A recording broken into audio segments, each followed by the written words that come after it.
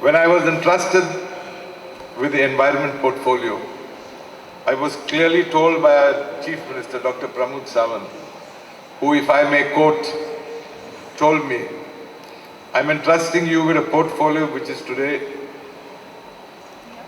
important."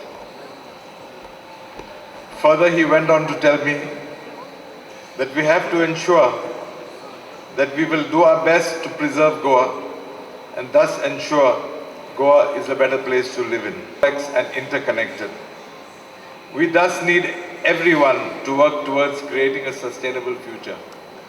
Last year during the summit, MOUs were exchanged towards promoting green technology in the state of Goa.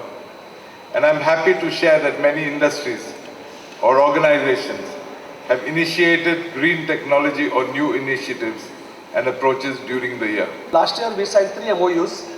That is one with the IGBC, and today I'm happy that 4 companies in Goa has got its IGBC rating. Also with the Greenco rating we signed, 3 companies in Goa has got Greenco rating. All this was supposed to be held today. But again, as I said, today we have an assembly session, so Honorable CM could not come.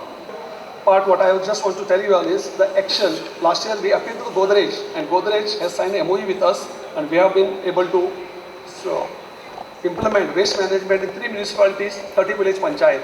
This year I'm happy that Mondelez has come forward, and they are signing a MOU with us for making waste management and launching their unique project, Plastic Lighthouse in Mapsa.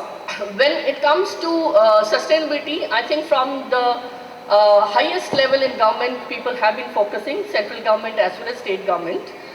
We have about, even the GDP being a focus here, where we look at how depletion of resources is part of the calculation of the GDP.